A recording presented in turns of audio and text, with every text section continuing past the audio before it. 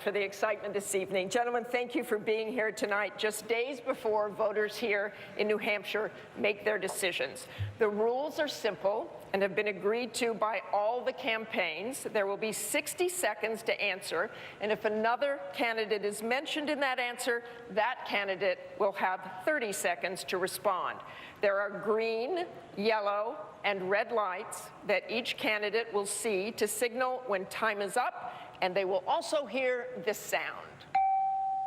So let's get started. We welcome you all to the debate stage here tonight. We're going to tackle the issues Americans are most concerned about: the economy, ISIS, homeland security, and here in New Hampshire, some of the most heated rhetoric yet over who is best suited to step in on day one, who has the experience, who has the temperament to be commander-in-chief. Mr. Trump, Senator Cruz has said about you right here in New Hampshire this week, quote, "I don't know anyone who would be comfortable with someone who behaves this way, having his finger on the button. We're liable to wake up one morning, and if he were president, he would nuke Denmark," saying, quote, "That's not the temperament of a leader to keep this country safe." I wanted to give you the opportunity to respond to this and to tell the American people tonight why you do have the temperament to be commander-in-chief. I actually think I have the best temperament. I built a massive corporation. I employ thousands and thousands of people. I've gotten along with people for years and years, have tremendous relationships with many people, including politicians on both sides. And no matter how you cut it, when I came out, I hit immigration. I hit it very hard. Everybody said, oh, the temperament, because I talked about illegal immigration. Now everybody's coming to me. They're all trying to say, oh, well, he's right. We have to come to him. I hit other things. I talked about Muslims. We have a problem. Nobody else wanted to mention the problem. I brought it up. I took a lot of heat. We have to have a temporary something because there's something going on that's not good. And remember this, I'm the only one up here. When the war of Iraq, I was the one that said, don't go, don't do it. You're going to destabilize the Middle East. So I'm not one with a trigger. I'm not one with a trigger. Other people up here, believe me, would be a lot faster. But I'll build the military stronger, bigger, better than anybody up here, and nobody's going to mess with us. That I can tell you. Mr. Trump, thank you. I want to bring this back to Senator Cruz then, because, Senator, you did say of Trump's behavior this week, that's not the temperament of a leader to keep this country safe. Why not? Well, you know, David, the assessment the voters are making here in New Hampshire and across the country is they're evaluating each and every one of us. They are looking to our experience. They're looking to our knowledge. They're looking to our temperament and judgment. They're looking to our clarity of vision and our strength of resolve. The world is getting much more dangerous. We've had 7 years with Barack Obama in the Oval Office, a commander-in-chief that is unwilling even to acknowledge the enemy we're facing. This is a president who, in the wake of Paris and the wake of San Bernardino, will not even use the words radical Islamic terrorism, much less focus on defeating the enemy. I am convinced every individual standing on this stage would make a much better commander-in-chief than Barack Obama or Hillary Clinton or Bernie Sanders. And the primary voters are making the assessment for each of us who is best prepared to keep this country safe, to rebuild the military, to rebuild our Navy, our Air Force, our Army, our Marines, and to ensure that we keep America safe. Senator Cruz, I did ask about Mr. Trump. You said he doesn't have the temperament to be commander-in-chief. Do you stand by those words? I think that is an assessment the voters are going to make, and they're going to make it of each and every one of us. They are going to assess who is level-headed, who has clear vision, who has judgment, who can confront our enemies, who can confront the threats we face in this country, and who can have the judgment when to engage and when not to engage. Both are incredibly important for a commander-in-chief, knowing how to go after our enemies. In the case of Iran, for example, who has the clarity of vision to understand that the Ayatollah Khamenei, when he chants death to America, he means it. We need a president with the judgment and resolve to keep this country safe from radical Islamic terrorism. Senator Cruz, thank you. We're going to continue on this notion of readiness and experience. I'm going to come back. I have to respond. If you'd like to respond, Mr. Trump. First of all, I respect what Ted just said. But if you noticed, he didn't answer your question. And that's what's going to happen. It's okay. That's what's going to happen with our enemies and the people we compete against. We're going to win with Trump. We're going to win. We don't win anymore. Our country doesn't win anymore. We're going to win with Trump. And people back down with Trump. And that's what I like, and that's what the country is going to like. Mr. Trump, thank you. And we're going to continue on this notion of readiness and on experience, but I do want to ask about a headline that was back in the papers again this morning. Dr. Carson, on the day of the Iowa caucuses, the Cruz campaign sent out messages and voicemails saying, quote, breaking news, Dr. Ben Carson will be planning to suspend his campaign following tonight's caucuses. Please inform any Carson caucus goers of this news. But as we can all see, you're still standing here tonight. Late this week, your campaign sent this email, quote, this kind of deceitful behavior is why the American people don't trust politicians. If Senator Cruz does not act, then he clearly represents DC values. What kind of action do you think Senator Cruz should take? Well, you know, when I wasn't introduced number 2, as was the plan, I thought maybe he thought I already had dropped out. But you know, today is the 105th anniversary, or 105th birthday of Ronald Reagan. His 11th commandment was not to speak ill of another Republican. So I'm not going to use this opportunity to savage the reputation of Senator Cruz. But I will say that I was very disappointed that members of his team thought so little of me, that they thought that after having hundreds, if not thousands, of volunteers and college students who sacrificed their time and were dedicated to the cause, one even died, to think that I would just walk away 10 minutes before the caucus and say, forget about you guys. I mean, who would do something like that? No, I don't think anyone on this stage would do something like that. And to assume that someone would, what does that tell you? So, unfortunately, it did happen. It gives us a very good example of certain types of Washington ethics. Washington ethics basically says, if it's legal, you do what you need to do in order to win. That's not my ethics. My ethics is you do what's right. Senator Cruz. Dr. Carson, thank you. Senator Cruz, you have said that Dr. Carson and his wife have become friends of yours. I'm curious why you didn't call ahead of time to either the doctor or his wife, or have your campaign check in with the other campaign before sending out those messages. Ben is a good and honorable man, and Ben and Candy have become friends. He has an amazing life story that has inspired millions, including me. When this transpired, I apologized to him then, and I do so now. Ben, I'm sorry. Let me tell you the facts of what occurred for those who are interested in knowing. On Monday night, about 6:30 p.m., CNN reported that Ben was not going from Iowa to New Hampshire or South Carolina. Rather, he was, quote, taking a break from campaigning. They reported that on television. CNN's political anchors, Jake Tapper and Dana Bash and Wolf Blitzer, said it was highly unusual and highly significant. My political team saw CNN's report breaking news, and they forwarded that news to our volunteers. It was being covered on live television. Now, at the time, I was at the caucuses. I was getting ready to speak at the caucuses, just like Ben was, just like everyone else was. I knew nothing about this. A couple hours later, I found out about it. I was told that Ben was unhappy. I called him that evening because I respect him very, very highly. I didn't reach him that evening. I reached him the next day and apologized. He asked me then, he said, Ted, would you make this apology in public? I said, yes, I will. And I did so. I regret that subsequently, CNN reported on that. They didn't correct that story until 9:15 that night. So from 6:30 p.m. to 9:15, that's what CNN was reporting. Subsequent to that initial report, Ben's campaign put out a statement saying that he was not suspending his campaign. I wish that our campaign staff had forwarded that statement. They were unaware of it. I wish that they had. That's why I apologized. Senator Cruz, thank you. We're going to move on here, back to the issues. Since I was mentioned, Dr. Carson, please. this is great. You guys, I want you to all mention me when you say something.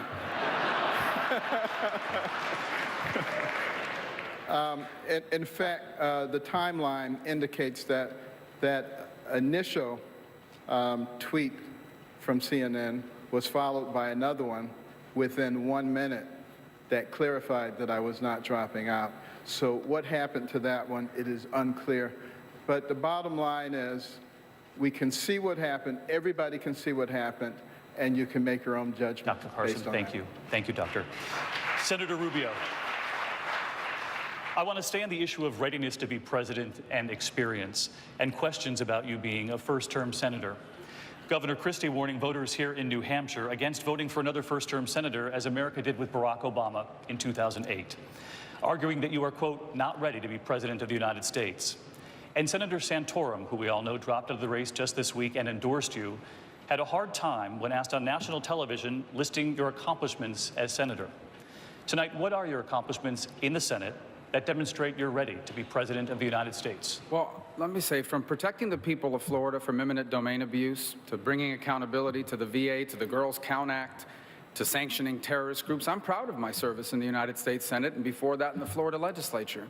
I will say, if politics becomes, and the presidency becomes about electing the people who have been in Congress or in the Senate the longest, we should all rally around Joe Biden. He's been around 1,000 years. He's passed hundreds of bills, and I don't think any of us believe Joe Biden should be president of the United States. And let's dispel once and for all with this fiction that Barack Obama doesn't know what he's doing. He knows exactly what he's doing. Barack Obama is undertaking a systematic effort to change this country, to make America more like the rest of the world. That's why he passed Obamacare and the stimulus and Dodd-Frank and a deal with Iran. It is a systematic effort to change America.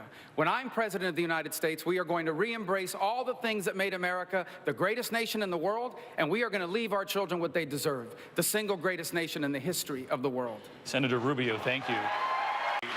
Governor Christie, you said, fool me once, shame on you, fool me twice, shame on me, when it comes to electing a first-term senator. You heard Senator Rubio make the case that he does have the experience. Your response? Sure. First, let's remember something.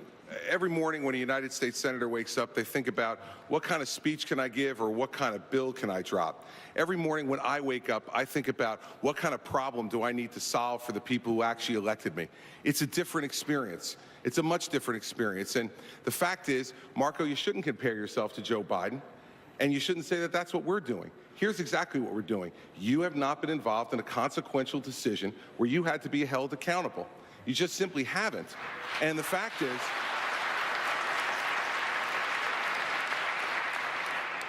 when you talk about Hezbollah Sanctions Act that you list as one of your accomplishments and just did, you weren't even there to vote for it. That's not leadership, that's truancy. The fact is that what we need to do, what we need to have in this country is not to make the same mistake we made 8 years ago. Fact is, it does matter when you have to make decisions to be held accountable for them. It does matter when the challenges don't come on a list of a piece of paper of what to vote yes or no every day, but when the problems come in from the people that you serve. I like Marco Rubio, and he's a smart person and a good guy, but he simply does not have the experience to be president of the United States and make these decisions. We've watched it happen, everybody. For the last 7 years, the people of New Hampshire are smart. Do not make the same mistake again. If I may Governor, thank respond, you. I was meant- Senator Rubio.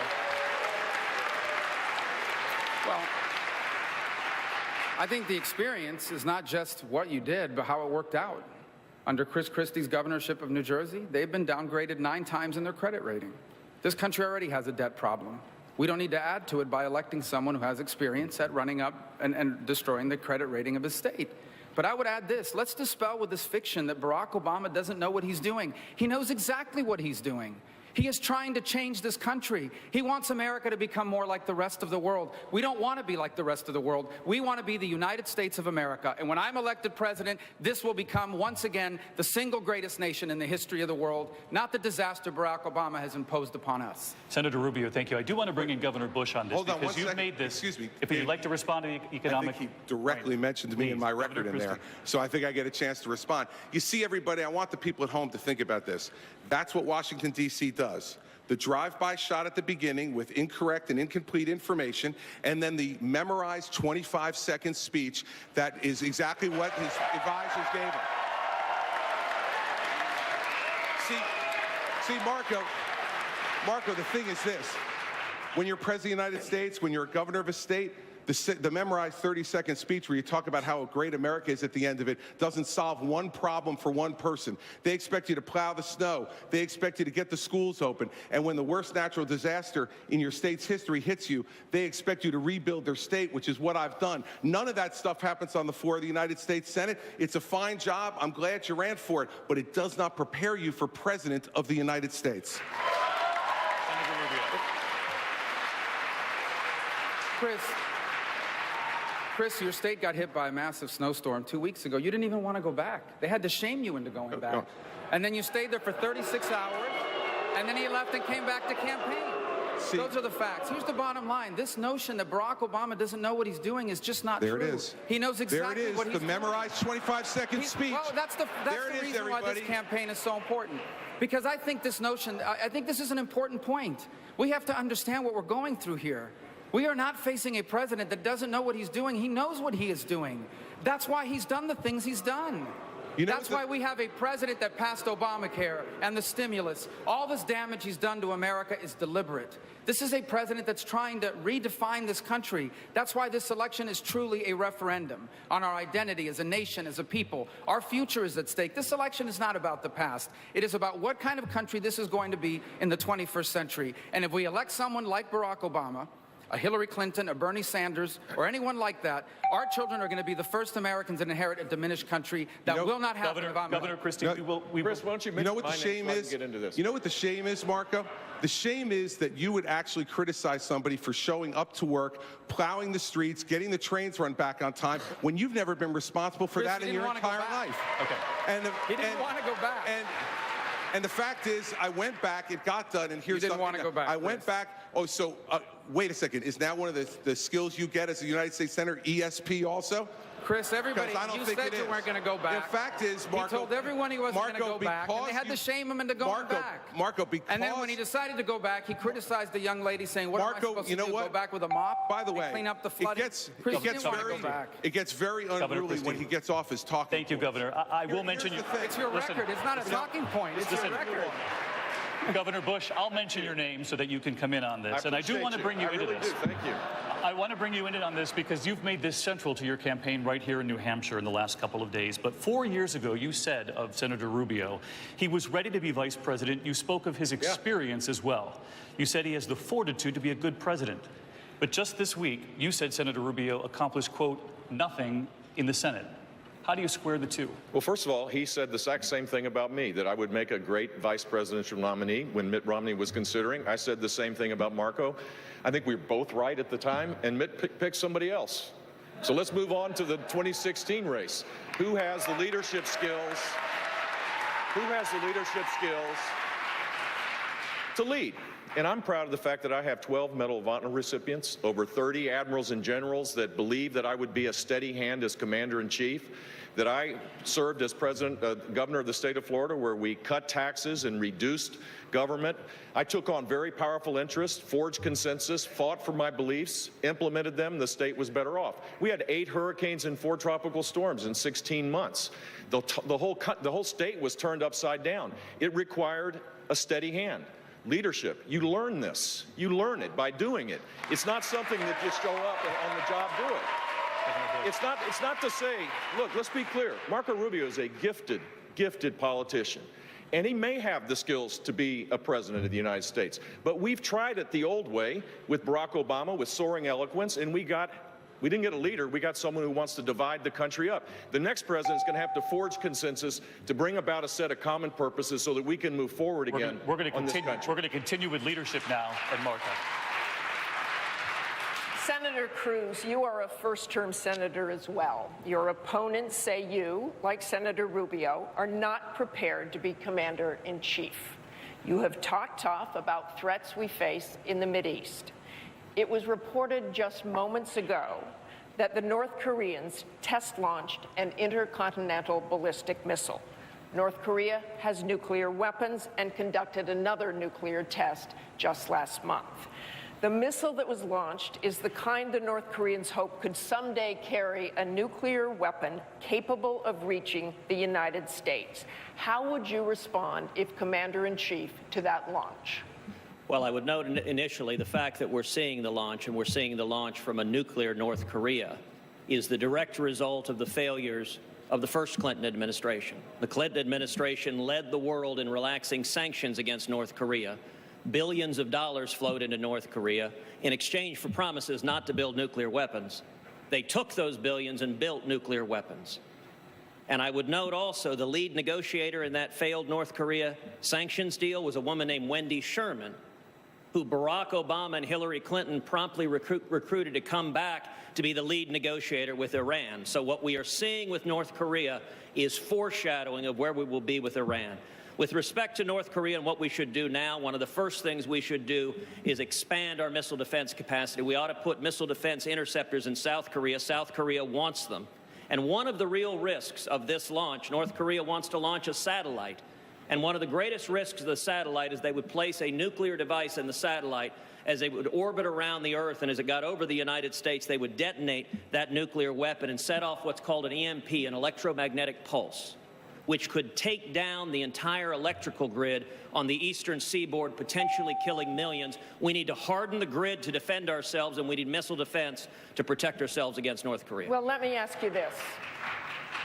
If you were Commander-in-Chief tonight, would you have ordered the U.S. military to destroy that missile preemptively on the launch pad to prevent North Korea from becoming an even graver threat? You know, at this point, I'm not going to speculate on that without the intelligence briefing that any commander-in-chief would have, knowing what exactly is there. One of the real problems... Senator Cruz, let me tell you this. You have talked tough about the Mideast. You haven't gotten those intelligence briefings about that. Why not tell us whether you would preemptively strike a missile on a launch pad that threatens the U.S.? Actually, with respect, I have gotten the intelligence briefings on the Mideast. Those have been going on for many years. I haven't gotten the intelligence briefing tonight on what North Korea is doing because I'm here in New Hampshire. And when you're responding to an immediate incident, you need to know the intelligence of what's occurring. But what I was saying, look, it is qualitatively different dealing with a country once they have nuclear weapons. It's why you prevent them from getting nuclear weapons in the first place, because your hands are somewhat tied once they have nukes. It's why this Iranian nuclear deal is so catastrophic, and it's why I pledged on the very first day in office to rip to shreds this Iranian nuclear deal, so we're not sitting here in 5 years wondering what to do about an Iranian missile launch when they have nuclear weapons. The stakes are too high for that. Okay, Senator Cruz, I will say that missile has been sitting there for quite some time, and they have eyes on it. Martha, just to clarify on that point, because he's right, and one more thing to point, it is standard procedure of the United States to shoot down those missiles once launched if they pose a threat to civilians, land, or ships. Senator Rubio, I'm talking about a preemptive strike on the launch pad. No, I understand, and but I think it's important to note that it is, and Senator Cruz, I think, was alluding to this as well, it is the standard procedure of the United States, if in fact those missiles pose a threat to land, civilians, our allies, or any of our assets, to shoot down that missile in mid-flight. I understand your question was about a preemptive strike, but my point is that there is in place now contingencies to avoid any sort of that strike from going errant and destroying any assets of the United States or implicating or hurting any of our allies or any of our assets in the region. Okay, thank you, Senator. Tonight's launch. Well, we've got to step up the pressure. And by the way, I've got to say, after being here, every one of my 100 town hall meetings in New Hampshire were a lot more fun than what I saw here today. We're so much more positive. Look, in terms of North Korea, Martha, we have to make sure that we intercept both the ships and their aircraft, because what they're trying to do is to proliferate this very dangerous material along with the technology, the instruments that can be used for mass destruction. That's what I worry about the most, frankly, is non-state actors, people who don't have a uniform, people who don't have a country, who can spread this, who are not subject to the mutual assured defense. In other words, you strike us, we strike you. Some of these radicals, they don't care about that. That's what I worry about for my children and for their children going forward. So we have to be very tough, and we should tell the Chinese, look, if you're not going to do this, ballistic missile defense to Koreans, ballistic missile defense to Japan, and by the way, we should impose the same kind of sanctions on North Korea that we imposed on Iran, because they're able to shift money, they're able to send money and receive money. We've got to be very tough on this, and frankly, I think we could have let the Japanese know that if you want to take action on that missile that's rising, you want to take action, you will have our support if that's what you think is the best thing to do. We cannot continue to be weak in the face of the North Koreans or, frankly, in the entire rest of the world. Martha, this Thank is you, the, Governor this is the Kasich. relates this Thank relates you. to strategic Thank you, Governor Bush. patience. I'll get to you in a This moment. relates to the strategic patience of the Obama administration. They come up with these great marketing terms,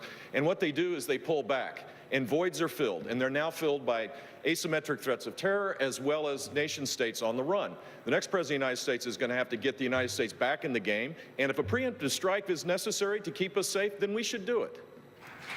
Thank you, Governor Bush. Mr. Trump, do you have a red line with North Korea? Would you consider military action, and how far would you let them go? Well, let me say a couple of things. First of all, Marco said earlier on that President Obama knows exactly what he's doing, like we have this president that really knows. I disagree respectfully with Marco. I think we have a president who, as a president, is totally incompetent, and he doesn't know what he's doing. I think he has no idea what he's doing, and our country is going to hell. So I just want to say we disagree on that. Is that okay? Yeah, I got mentioned. Can I respond? And I'd like you to finish the question, please. As to Specifics North Korea, as to North Korea. we have tremendous has been just sucked out of our country by China. China says they don't have that good a control over North Korea. They have tremendous control. I deal with the Chinese all of the time. I do tremendous business. The largest bank in the world is in one of my buildings in Manhattan. I deal with them. They tell me they have total, absolute control, practically, of North Korea. They are sucking trillions of dollars out of our country. They're rebuilding China with the money they take out of our country. I would get on with China. Let China solve that problem. They can do it quickly and surgically. That's what we should do with North Korea. Senator Rubio, you were Yeah. mentioned. Here's the broader point as well, and I think it touches on what Donald just mentioned. Barack Obama views America as this arrogant global power that needed to be cut down to size, okay? This is a president that views this country as a country that's been too powerful in the world, and we create problems around the world. For example, it's one of the reasons why he has betrayed Israel, because he believes if we create separation from Israel, it will help our relations in the Islamic world. The same is happening in the Asia-Pacific region with accommodations to North Korea. North Koreans should be back on the list of terrorist nations, as an example. And Donald's absolutely right. China does have a lot of influence over North Korea, and he should be leveraging our relationship with the Chinese to ensure that North Korea no longer has access to the resources that have allowed him to, a country that has no economy, to develop long-range missiles already capable of reaching the west coast of the United States potentially. Thank you very much, Senator Rubio. Governor Bush, another problem facing the commander-in-chief right now is that North Korea is currently detaining an American college student. What would you do to get that college student back home? Well, first of all, it's interesting that that happened literally days when this hostage release took place, but in Iran. A day or 2 days afterwards, North Korea held an American student hostage. I think it's when we send a signal of weakness, when we're negotiating to release people that committed crimes in our country for people that didn't commit crimes that are held hostage in Iran. We saw the shameful treatment of our sailors, that this creates weakness, sends a signal of weakness around the world. The next president of the United States is going to have to get back in the game, where the United States' word matters, where we back up our allies, where we don't send signals of weakness. We need to use every influence possible to get this student back. And I think John is right about this. There are crippling sanctions that are available as it relates to the 2 or 3 banks that North Korea uses to use its illicit trade. And we ought to reestablish those sanctions, not just because of the student, but because of their actions that they're taking right now as it relates to building this missile capability. Governor Christie, I want to go to you on the same question. Martha. Would you negotiate with North Korea? No, let's make something very clear. I learned 7 years as a federal prosecutor in dealing with types of situations like we're talking about in North Korea, where criminals take people hostage. You never pay ransom to the criminals, ever. You never pay ransom to the criminals. Everyone out at home watching tonight understands that principle.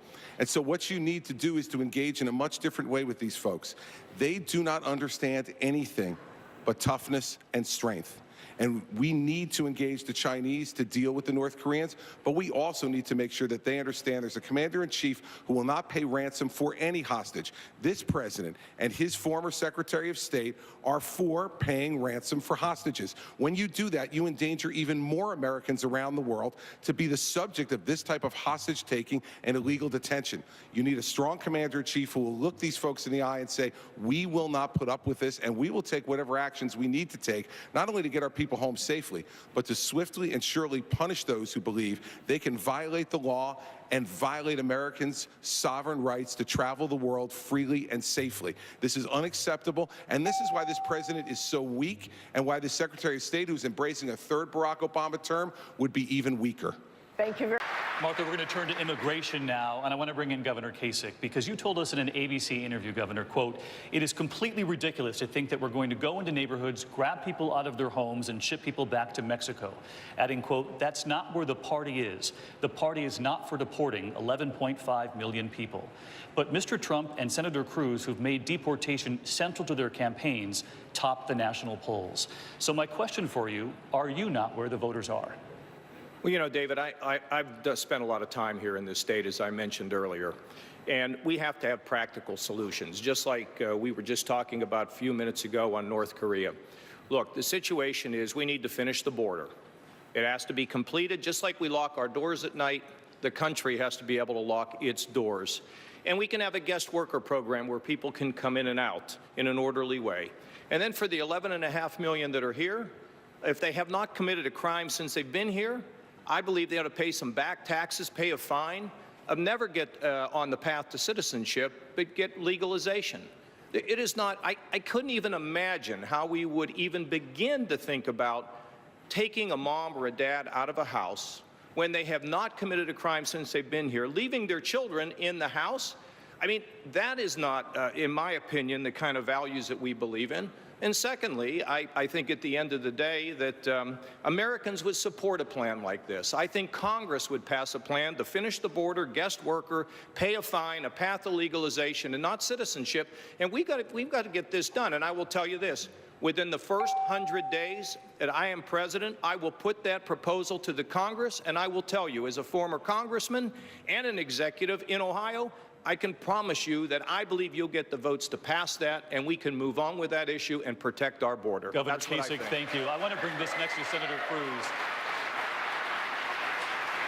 You heard what the governor said. He said we need practical solutions. And you've said, I don't intend to send jackboots to knock on doors. That's not how we enforce the law for any crime.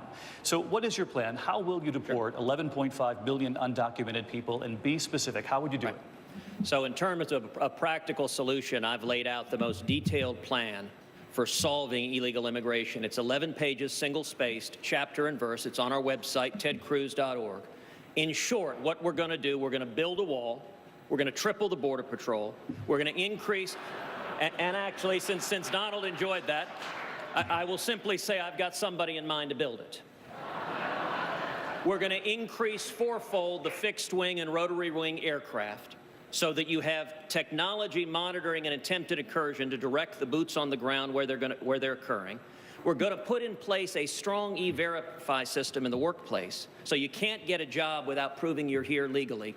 We'll put in place a biometric exit-entry system on visas, because 40% of illegal immigration comes not over the border illegally, but people coming on visas and overstaying. We will end sanctuary cities by cutting off taxpayer dollars to any jurisdiction that defies federal immigration law. And we will end welfare benefits for those here illegally. But let me just ask you this, though, because Governor Kasich was talking about the families and what you do with the families that you'd have to send home. Can you tell the American people tonight how you would do that? What you do is you enforce the law.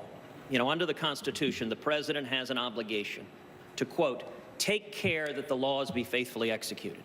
Federal immigration law provides if someone is here illegally and is apprehended, they are to be deported. We saw just this past week the head of the Border Patrol Union testify before Congress that President Obama had given the order to the Border Patrol to stand down, not to enforce the law. That is wrong. I will enforce the law. And for everyone who says you can't possibly do that, I would note that in 8 years, Bill Clinton deported 12 million people.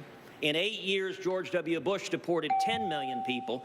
Enforcing the law, we can do it. What is missing is the political will. And when they were deporting the people, the border wasn't secure, so they'd come right back. Once you secure the border, enforcing the law will solve this problem, and that will benefit American workers. Senator Cruz, thank you. I want to bring in Senator Rubio. This question is about immigration. It's also about leadership. You're aware of the criticism from many candidates on this stage tonight that you co-authored the so-called Gang of Eight bill that would have created a path to citizenship for people here illegally. Governor Christie has said of you, as soon as you felt the heat, you turned tail and run.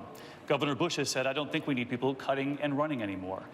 Did you fight for your own legislation, Senator, or did you run from it? Here's the bottom line. We can't get that legislation passed. The American people will not support doing anything about people that are in this country illegally until the law is enforced first, and you prove it to them. This has been abundantly clear. Every effort over the last 10 years to do those comprehensively has failed. And it has failed because the American people have zero trust that the federal government will enforce our laws. And that's why since then I have said repeatedly, if you are serious about immigration reform, then the key that unlocks the door to being able to do that is not just to pass a law that says it's going to enforce the law, but to actually do it. To hire the 20,000 new border agents, to finish the fencing and walls, to put in place mandatory E-Verify, to put in place an entry-exit tracking system to prevent visa overstays. And once that's in place and that's working, I believe the American people will support a very reasonable but responsible approach to people that have been here a long time, who are not dangerous criminals, who pay taxes and pay fines for what they did. But until then, none of that is going to be possible. But I'm asking, did you fight for the legislation at the time, or did you run from it as your... Well, the legislation passed, but it has no support. In essence, it couldn't pass in the House. It will never pass in the United States until we secure the border, and it's not the way we're going to do it when I'm president. When I am president, we are going to enforce the law first, prove to people that illegal immigration is under control, and then we'll see what the American people are willing to support when it comes to people that are not criminals, who have been in this country for a long time, and who otherwise would like to stay. Governor Christie? Yeah, David, I'd just like you to listen again, everybody.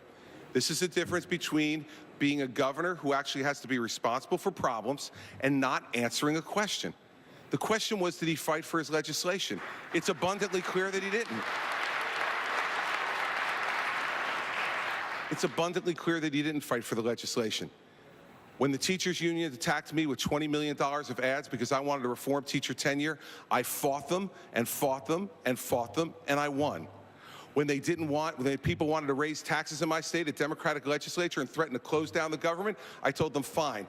Close down the government, I'll get in my cars, head to the governor's mansion, order a pizza, open a beer, and watch the Mets. You can call me when the government reopens. And guess what they didn't do? They didn't pass a tax increase because I vetoed it, and they never closed the government because they knew I would fight for what I believed in.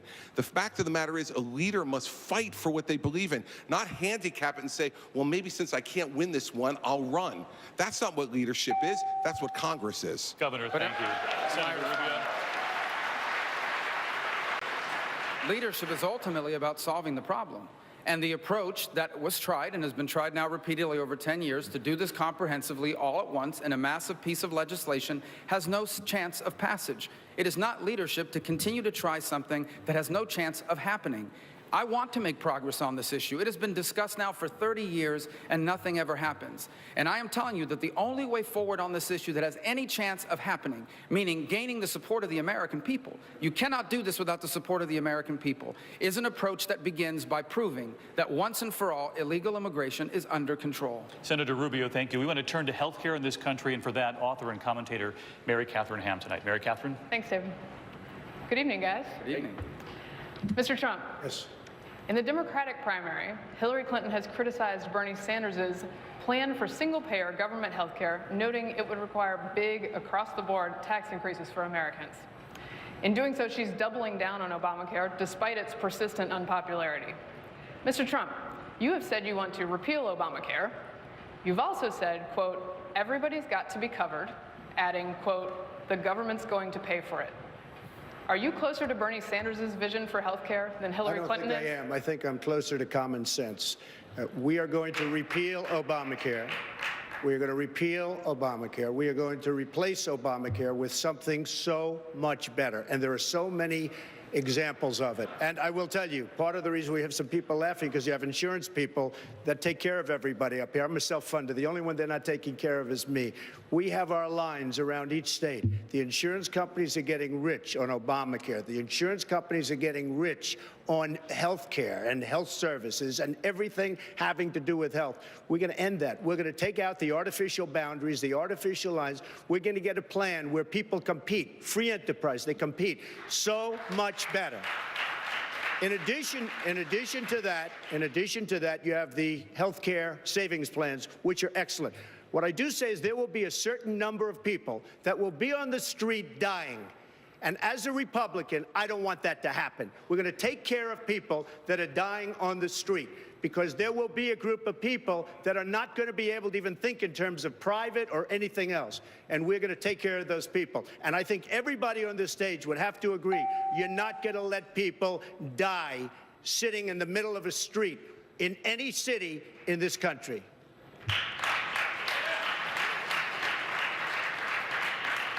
Senator Cruz, to that point, Mr. Trump has said that your position on health care means that maybe you've got, quote, no heart. There is a question here, though, about uncovered folks. You suggested repealing and replacing Obamacare. As we learned with President Obama's broken promise that everyone could keep their plan, any major change in health care policy carries with it the risk that some people will lose their insurance coverage or have to change it. How do you reassure those people that repealing and replacing Obamacare is still in their best interest? Well, let me take two different parts of that. Let me start with socialized medicine. Socialized medicine is a disaster. It does not work. If you look at the countries that have imposed socialized medicine, that have put the government in charge of providing medicine, what inevitably happens is rationing. You have a scarcity of doctors, you have rationing, and that means the elderly are told, we're going to ration a hip replacement, we're going to ration a knee replacement, we're going to ration end-of-life care. We're right now heading into a medical system with about a 90,000 doctor shortage in America, and socialized medicine, whether proposed by the Democrats or proposed by a Republican, would hurt the people of this country. What should we do on health care? If I'm elected president, we will repeal every word of Obamacare. And once we do that, we will adopt common sense reforms. Number one, we'll allow people to purchase health insurance across state lines that will drive down prices and expand the availability of low-cost catastrophic insurance. We'll expand health savings accounts, and we will de-link health insurance from employment so that you don't lose your health insurance when you lose your job. And that way, health insurance can be personal, portable, and affordable, and we keep government from getting in between us and our doctors. Dr. Carson, you have some experience with this matter. In the past, you have said that Obamacare should be replaced before it's repealed. How and why? Well, thank you. I was hoping to get a chance to talk about North Korea. I was the only one who didn't get to do that, and I got some stuff to say about it, let me tell you. But at any rate, you have to replace it with something that makes sense. It doesn't make sense. And the reason that I dislike Obamacare is because the government comes in and it tells the people, which the nation is supposed to be centered on, that we don't care what you think. This is what we're doing. If you don't like it, too bad. That's a problem. And we can't afford to do that because that will fundamentally change America. I have proposed a health empowerment account system. Everybody gets a health empowerment account the day they are born. They keep it until they die. They can pass it on. We pay for it with the same dollars that we pay for traditional health care with, recognizing that we spend twice as much as many countries per capita on health care and don't have as much access. We give people the ability to shift money within their health empowerment account so that each family basically becomes its own insurance company without a middleman. That saves you an awful lot of money. And that will lower the cost of your catastrophic insurance tremendously because the only thing coming out of that is catastrophic health care. And then in terms of taking care of the indigent, we have another whole system. And I can go ahead and explain it, but I don't have the time. But I'd be happy to if you give me some more time. But go to my website, bencarson.com, read about it. You can read about everything that's been discussed here in great detail. Thank you, Dr. Carson. David and Martha, back to you. Mary Catherine, thank you. We want to turn now to the issue of eminent domain, which is being debated right here in New Hampshire. And Josh McKelvin is the political director, the anchor of WMUR TV. Josh? Thank you, David, and good evening, candidates. Mr. Trump, you have said, quote, I love eminent domain. which is the seizure of private property for the sake of the greater good, theoretically.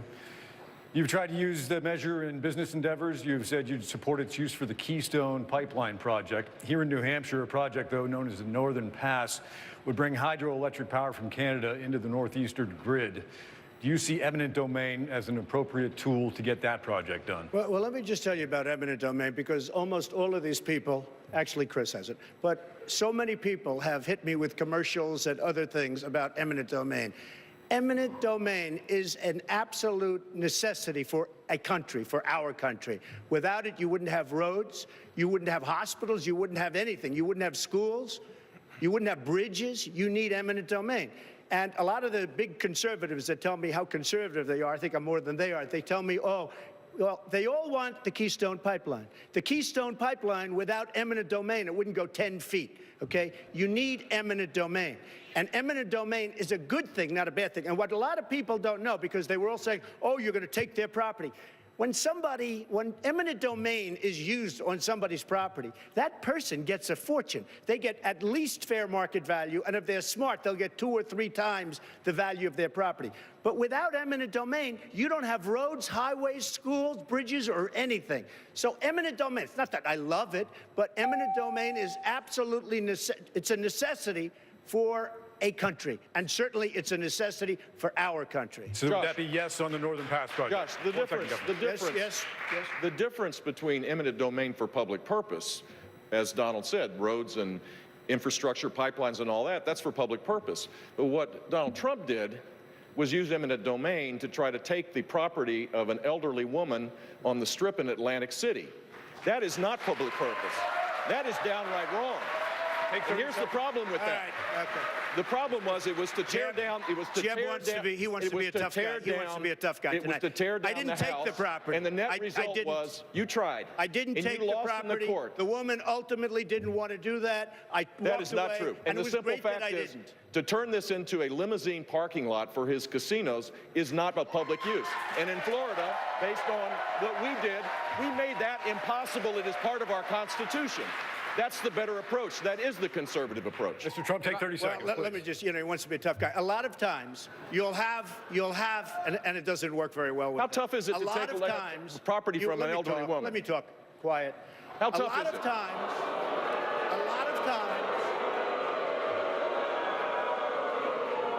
that's all of his donors and special interests out there. So, that's what it is. That's what, and by the way, let me just tell you, we needed tickets. You can't get them. You know who has the tickets for I'm talking about to the television audience? Donors, special interests, the people that are putting up the money. So it is.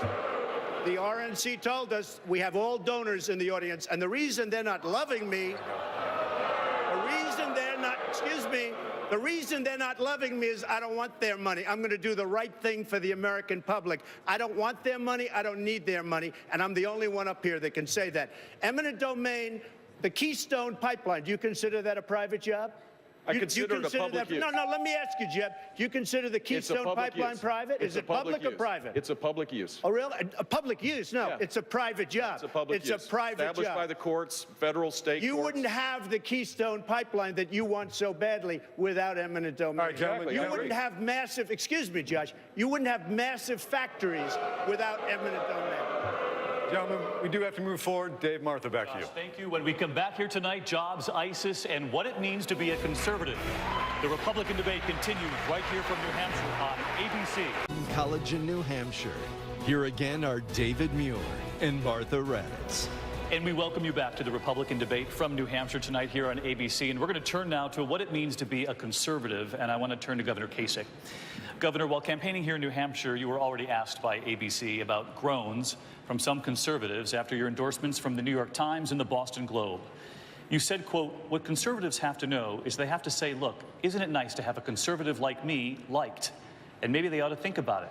Because if I get elected president, the Republican Party and the definition of conservatism is going to change. How would you change conservatism? Well, first of all, look, as the New York Times said, he's certainly not a moderate, but he can bring people together to solve problems.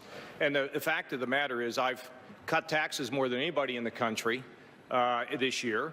I have balanced budgets, the federal budget, the state of Ohio budget. We're running a $2 billion surplus. We're up 400,000 jobs. And in Washington, we were able to have significant job growth whenever we balanced the budget, of which I was the architect. But here's the beauty of it. It's not just balancing a budget. It's about jobs. You know, when I was a kid growing up in a neighborhood where if Dad went home at night and said, I lost my job today, it just killed the family. It just was a devastating effect. So we have to have economic growth. But once we have economic growth, I believe we have to reach out to people who live in the shadows. I believe we need to help the mentally ill, the drug addicted, the working poor. We need to help the developmentally disabled to rise, and we need to help our friends in the minority community develop entrepreneurship. In other words, in America, conservatism should mean not only that some rise with conservative principles, but everybody has a chance to rise regardless of who they are so they can live their God-given purpose. That's what conservatism should be. Governor Kasich, thank you. Mr. Trump, you've heard the argument from many of the candidates on this stage that you're not a true conservative. Tell the voters watching tonight why you are. Well, I think I am, and to me, I view the word conservative as a derivative of the word conserve. We want to conserve our money. We want to conserve our wealth. We want to conserve. We want to be smart. We want to be smart where we go, where we spend, how we spend. We want to conserve our country. We want to save our country.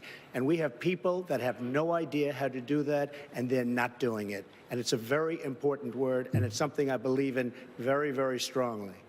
Mr. Trump, thank you. Senator Rubio, you have said yourself that you don't think Donald Trump is running as a conservative. Did he convince you?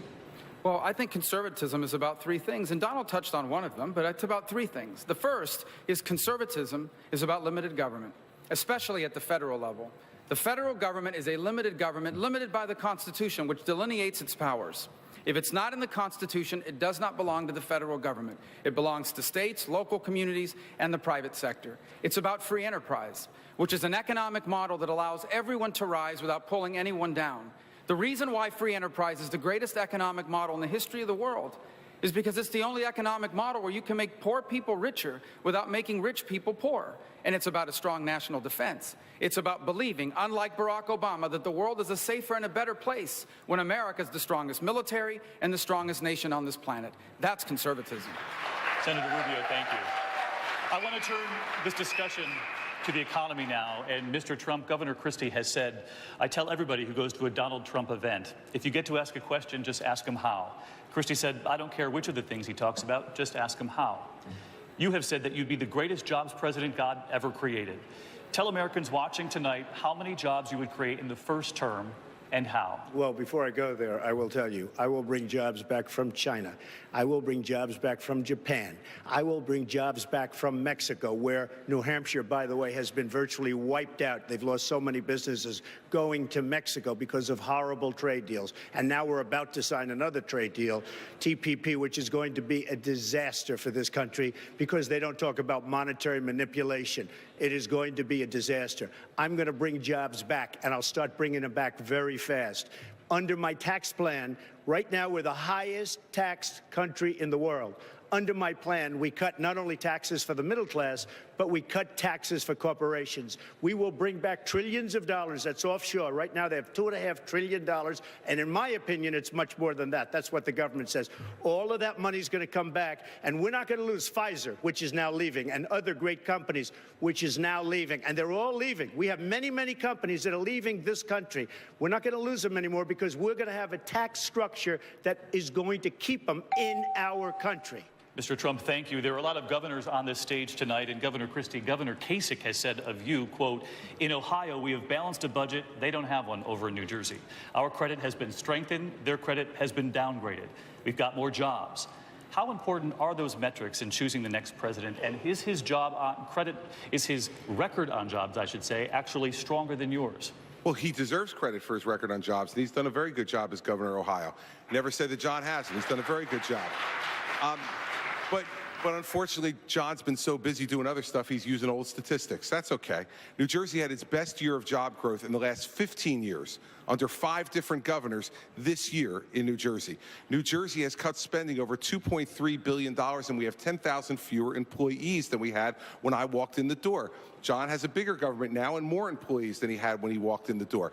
But all that doesn't matter. What really matters is this: that executive experience really matters. You heard this on the stage tonight. We've heard it said on the stage that President Obama knows exactly what he's doing. I'd like to ask all the veterans listening out there tonight who are waiting in line for health care, who are literally dying because the Veterans Administration doesn't work. Do you think Barack Obama knows what he's doing?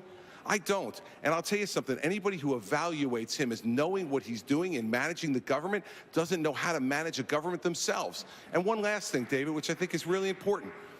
I listened to Senator Rubio's answer on his bill. He said his bill couldn't pass on the Gang of 8.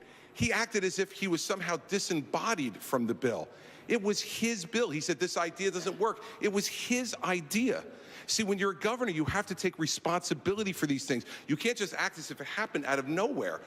We have to take responsibility as executives. I take responsibility for my record in New Jersey. We've rebuilt the economy, and we rebuilt after the second worst natural disaster in American history. I'm proud of my record. And by the way, I like Kasich's record, too. He's a good governor.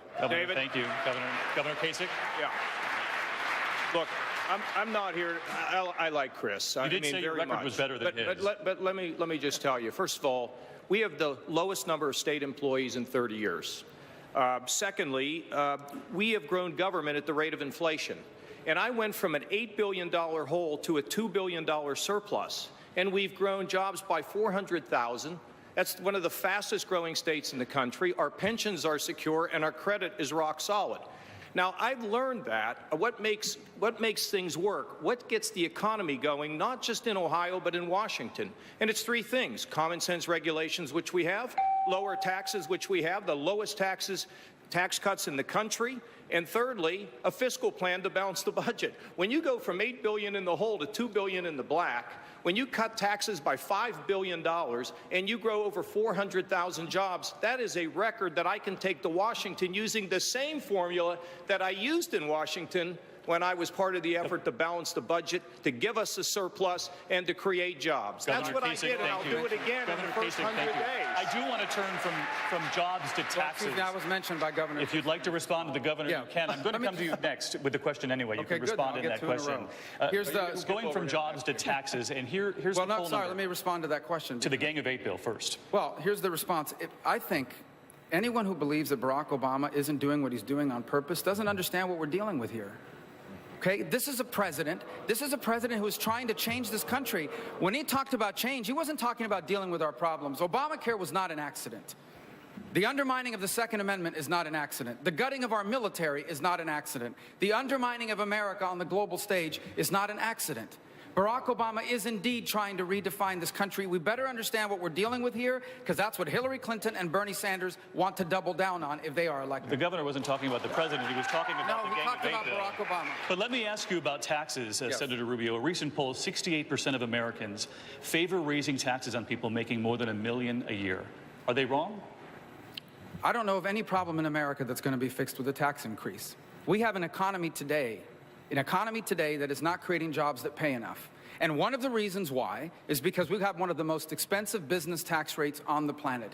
Our combined business tax rate puts us among the highest in the industrialized world. And then on top of that, we are the only one that has a worldwide system of taxation, where an American company who makes money abroad has to pay taxes where they made the money, and then taxes a second time when they bring it back.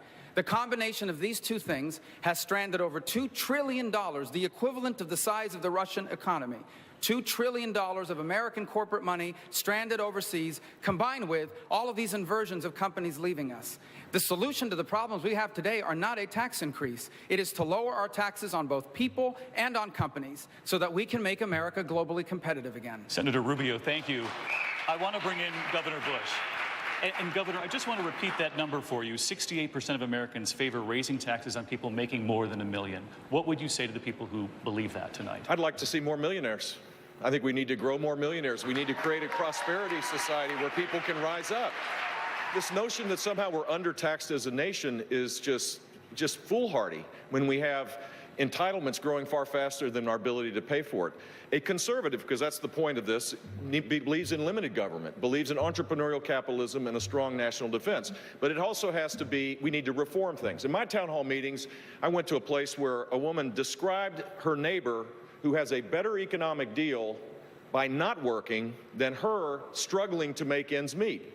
We need to be on the side of working people. And the problem with the left is another tax, another regulation, another mandate makes it harder for them to rise up. Everything that we should do should be focused on high sustained economic growth, where the middle class gets a raise for the first time, and where people are rewarded for work rather than non-work. And I know how to do this. And if people are interested in the specifics of this, they ought to go to jeb2016.com. Knew that was coming. Hey, David. Thank you. David. Martha. Hey, David. I actually have experience with raising taxes on millionaires in my state. It was done. It was done by my predecessor. And I want everybody in the public who isn't at 68%, I want to tell you the truth. You're wrong. And here's why you're wrong. After New Jersey raised taxes on millionaires, we lost in the next 4 years $70 billion in wealth left our state. It left our state to go where it would be treated more kindly. If the United States raised taxes any further, that money will leave the United States as well. We won't have better jobs. Let New Jersey be the canary in the coal mine. It is a failed idea and a failed policy. It's class warfare. It happened in my state. I've stopped it from happening again, but we cannot do it. The 68% of the people are wrong about that. It will hurt the American economy. We tried it in New Jersey. Come take a look. It did not work. Governor Christie, thank you. Martha? Senator Cruz, you advocate what you call carpet bombing or saturation bombing to defeat ISIS, citing the more than 1,100 air attacks a day the U.S. carried out during the first Gulf War in 1991. Explain how a strategy to defeat a standing army would work against an unconventional terrorist group that is now hiding amongst the population. Well, sure. It starts with a commander-in-chief that sets the objective. And the objective has to be utterly and completely destroying ISIS. Obama hasn't started with that objective, and everything else flows from there. Once you set that objective, we have the tools to carry that out. The first tool is overwhelming air power. It is one of the blessings of the United States of America having the greatest military on the face of the earth, is we have the ability to use that air power. As you noted, the first Persian Gulf War, it was 1,100 air attacks a day. Obama is launching between 15 and 30. Now, when I say saturation carpet bombing, that's not indiscriminate. That is targeted at oil facilities. It's targeted at the oil tankers. It's targeted at command and control locations. It's targeted at infrastructure. It's targeted at communications. It's targeted at bombing all of the roads and bridges going in and out of Raqqa. It's using overwhelming air power. You know, a couple of weeks ago, it was reported that a facility is opened called Jihadist University. Now, the question I wonder, why is that building still standing? It should be rubble. And if you had a president, although I will say this, I would be willing to wait until freshman orientation before launching those bombs. Senator Cruz, would you like to expand or loosen the rules of engagement? I was just over in a command center in Erbil, and they said they thought the rules of engagement worked because you have so many civilians in those populated areas. They don't want to hit civilians. Martha, I will tell you, I have visited with active duty military, with veterans over and over and over again in town halls all over the state of New Hampshire. What we are doing to our sons and daughters, it is immoral. We are sending them in to fight with their arms tied behind their back. They cannot defend themselves, and it is wrong. And I will tell you this, look, America has always been reluctant to use military force. It's the last step we take. But if and when we use it, and when it comes to defeating ISIS, we should use it. We should use overwhelming force, kill the enemy, and then get the heck out. Don't engage in nation building, but instead allow our soldiers to do their jobs instead of risking their lives with politicians making it impossible for them to accomplish the objective. So loosen the rules of engagement. Absolutely, yes. Senator Rubio, you said in the last debate that ISIS is the most dangerous jihadist group in the history of mankind and that it will take overwhelming U.S. force to defeat them. Can you specifically tell us what you mean by overwhelming force? Well, first we need to understand who they are. ISIS is not just a jihadist group, they're an apocalyptic group. They want to trigger a showdown in a city named Dabiq between the West and themselves, which they believe will trigger the arrival of their messianic figure. And I'm not saying that's what's going to happen. The reason why it's important to understand that is because these are not groups that are just going to go away on their own. They are going to have to be defeated. And I believe they need to be defeated on the ground by a ground force made up primarily of Sunni Arabs. It will take Sunni Arabs to reject them ideologically and defeat them militarily. That will require a coalition of Iraqis and Syrians that are also Sunnis, but it will also require the cooperation of Jordanians, Egyptians. We should ask more of the Saudis. That will need to be backed up with more U.S. Special Operation Forces alongside them. And it will have to be backed up with increased airstrikes. And we're going to have to strike them, not just in Iraq and in Syria, but in every other part of the world where they've now created hubs of operation. They have affiliates in over a dozen countries across this planet. They have a sophisticated network of radicalizing people here in the homeland and around the world. But it all begins by taking away their safe operating spaces with a ground force that a U.S.-led coalition takes on.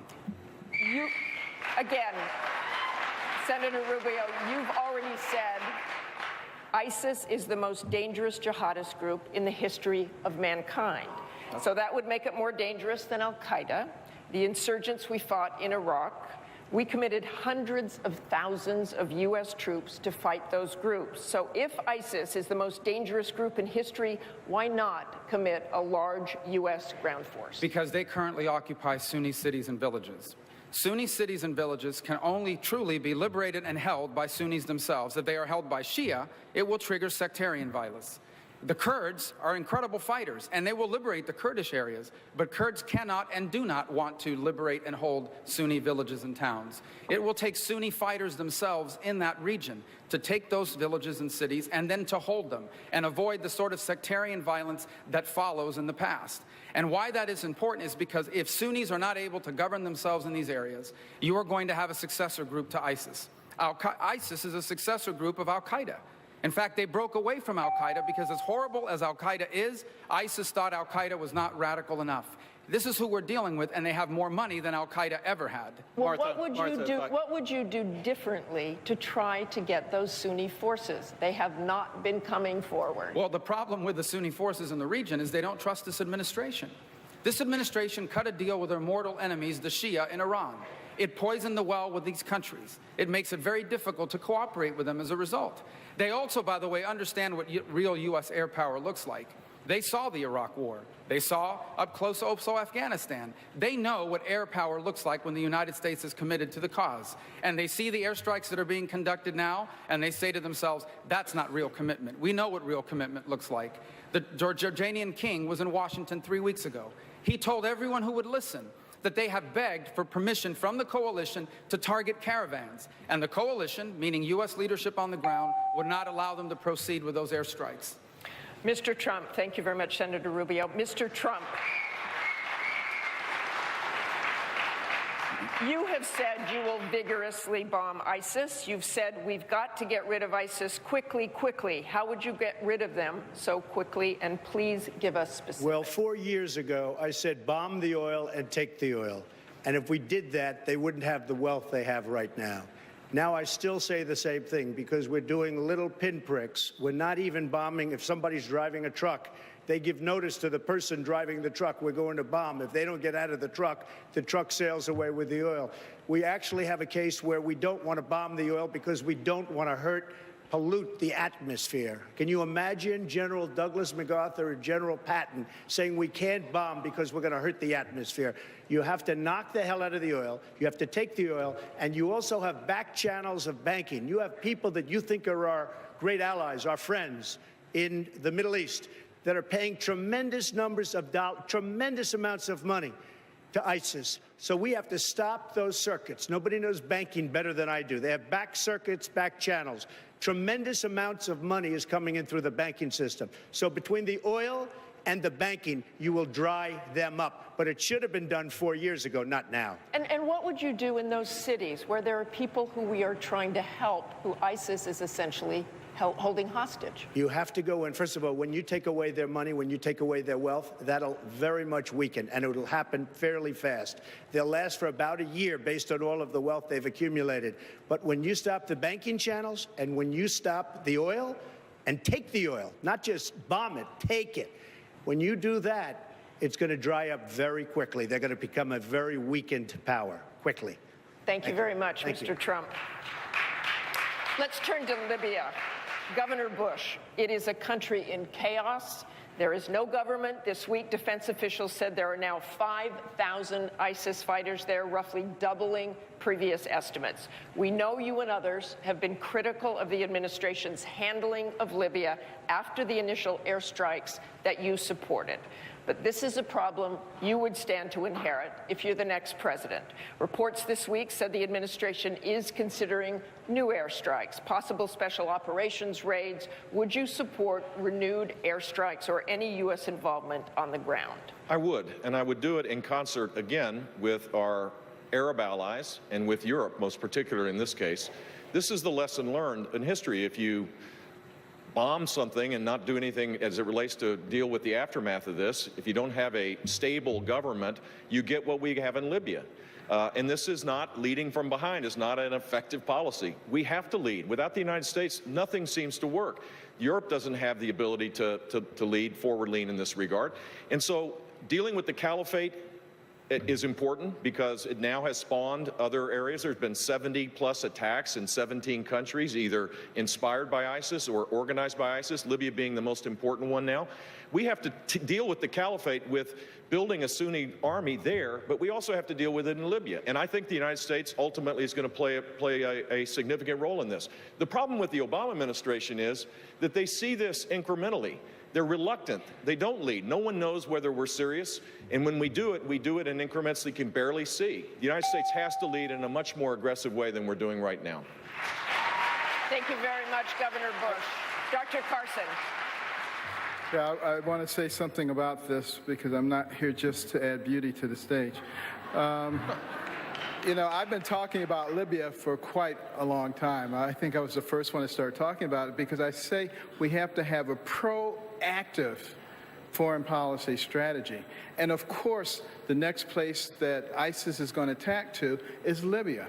If you want to expand your caliphate and increase your influence, then you're going to go to a place that's strategically located. You go north across the Mediterranean, you're into southern Europe. You go south, you're into Chad and Sudan and Niger, and not to mention the fact that you've had much more oil than you do in Iraq. That's the kind of place that they're going to go to. Therefore, we need to be thinking about how do we prevent them from tacking over there. They're already sending their fighters there. We need to be consulting with our military experts and asking them what do they need in order to prevent ISIS from being able to take over Libya. That's going to have enormous consequences. And would you support renewed airstrikes? I would support the possibility of renewed airstrikes if in conjunction with our joint chiefs and our military people, they felt that that was an appropriate strategy. The fact of the matter is, none of us up here is a military expert. And we sometimes act like we are, but we're not. And if we actually sit down and talk with them and get them to understand our plan and get their impression of what needs to be done, I think we're going to make a lot more progress. Martha and David, we're going to move on. Martha, thank you. We're going to stay on ISIS here and the war on terror because, as you know, there's been a debate in this country about how to deal with the enemy and about enhanced interrogation techniques ever since 9/11. So, Senator Cruz, you have said, quote, torture is wrong, unambiguously, period. Civilized nations do not engage in torture. Some of the other candidates say they don't think waterboarding is torture. Mr. Trump has said, I would bring it back. Senator Cruz, is waterboarding torture? Well, under the definition of torture, no, it's not. Under the law, torture is excruciating pain that is equivalent to losing organs and systems. So under the definition of torture, it is not. It is enhanced interrogation. It is vigorous interrogation, but it does not meet the generally recognized definition of torture. If elected president, would you bring it back? I would not bring it back in any sort of widespread use. And indeed, I joined with Senator McCain in legislation that would prohibit line officers from employing it because I think bad things happen when enhanced interrogation is employed at lower levels. But when it comes to keeping this country safe, the commander-in-chief has inherent constitutional authority to keep this country safe. And so if it were necessary to, say, prevent a city from facing an imminent terrorist attack, you can rest assured that as commander-in-chief, I would use whatever enhanced interrogation methods we could to keep this country safe. Senator Cruz, thank you. Mr. Trump, you said not only does it work, but that you'd bring it back. Well, I'll tell you what. In the Middle East, we have people chopping the heads off Christians. We have people chopping the heads off many other people. We have things that we have never seen before as a group. We have never seen before what's happening right now. The medieval times, I mean, we studied medieval times. Not since medieval times have people seen what's going on. I would bring back waterboarding, and I'd bring back a hell of a lot worse than waterboarding. Mr. Trump, thank you. Governor Bush, you have said that you won't rule waterboarding out. Congress has passed laws banning the use of waterboarding by the military and the CIA, as you know. Would you want Congress to change that if you're elected president? No, I wouldn't. No, I wouldn't. And it was used sparingly. Congress has changed the laws, and I think where we stand is the appropriate place. But what we need to do is to make sure that we expand our intelligence capabilities. The idea that we're going to solve this fight with predator drones, killing people somehow is more acceptable than capturing them, securing the information. This is why closing Guantanamo is a complete disaster. What we need to do is make sure that we are kept safe by having intelligence capabilities, both human and technological intelligence capabilities, far superior than what we have today. That's how you get a more safe place, is by making sure that we're fully engaged. And right now, this administration doesn't do that. Governor Bush, thank you. Senator Rubio, I do want to ask you, you had said that you do not want to telegraph to the enemy what you would do as commander-in-chief. But for the American people watching tonight who want to know where the next president will stand, do you believe waterboarding is torture? Well, when people talk about interrogating terrorists, they're acting like this is some sort of law enforcement function. Law enforcement is about gathering evidence to take someone to trial and convict them. Anti-terrorism is about finding out information to prevent a future attack. So the same tactics do not apply. And it is true, we should not be discussing in a widespread way the exact tactics that we're going to use, because it allows terrorists and others to practice how to evade us. But here's the bigger problem with all this. We're not interrogating anybody right now. Guantanamo is being emptied by this president. We should be putting people into Guantanamo, not emptying it out, and we shouldn't be releasing these killers who are rejoining the battlefield against the United States. Senator Rubio, thank you. We want to turn now to the topic of executive orders, and for that, we're going to turn back to Mary Catherine Ham. Mary Catherine? Thanks, David. Senator Cruz, on the campaign trail, you've promised voters a lot and fast. If you're elected president, you say you'd end Common Core immediately, abolish the IRS, and do away with sanctuary cities.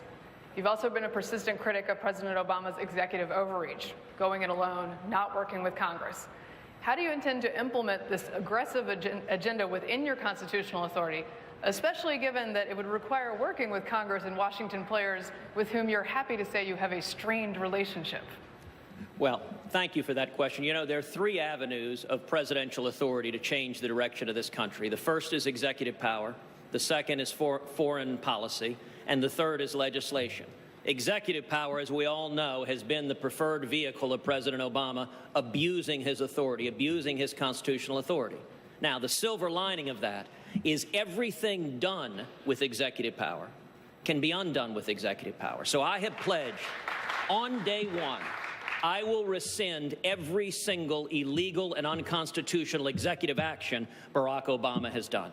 That means on day one, his efforts to restrict the Second Amendment go away with a strike of a pen. That means on day one, his illegal executive amnesty goes away with a strike of a pen.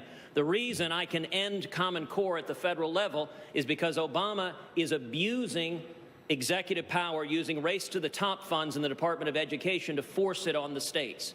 That's one avenue. The second avenue of change is foreign policy. And foreign policy can change the fastest. It's worth remembering that Iran released our hostages the day Reagan was sworn in. And then the third is legislation, and that can only be done with the people behind you, which is why the two big legislative initiatives I'm campaigning on are repealing Obamacare and adopting a simple flat tax to abolish the IRS. Mr. Trump, if Senator Cruz is known for opposing deals, you literally wrote the book on making them. Senator Cruz has mentioned that on the trail. What would you say to those conservatives who are concerned that a deal maker will just perpetuate the same deals in Washington and the way that things run now? How do you disturb the status quo? No, a good deal maker will make great deals, but will do it the way our founders thought it should be done. People get together, they make deals. Ronald Reagan did it with Tip O'Neill very successfully. You didn't hear so much about executive orders, if you heard about it at all. You have to be able to get a consensus. Now, the real person, like it was mentioned about the deal with Iran, how bad a deal is that? It doesn't get any more amateurish than that. A good deal maker would never make a deal like that. With Congress, you have to get everybody in a room, and you have to get them to agree. But you have to get them to agree what you want. And that's part of being a deal maker. You can't leave the White House, go to Hawaii and play golf for 3 weeks and be a real deal maker. It doesn't work that way. You have to get people in, grab them, hug them, kiss them, and get the deal done. But it's got to be the deal that you want. Governor Kasich. Is the problem with Washington that there are too many deals or too few? Well, right now, the deals are, there's no leadership. I mean, a lot of the things that we're talking about here tonight, you know, on the border and so many of the things, you know, what we should be doing on foreign policy. You know what the problem is, Mary Catherine, is there's not a leader that gets somebody to rise up. You have to have a leader that can inspire. I mean, actually, some of what Donald was saying is true. Look, you know how hard it was to get the federal budget balanced? You have to plead with people. To do what we've done in Ohio, you have to plead with people. Then you go back down to Washington and do the same thing. You see, we have to remind people we're Americans before we're Republicans and Democrats. And when we wait and when we delay, what we end up doing, Mary Catherine, is we make the United States weaker. In fact, it's a foreign policy issue because people look at America not solving problems and they say, what are they doing over there? So the point is, you have to work with people. The problem with executive authority for the president, it's really bad news for this reason.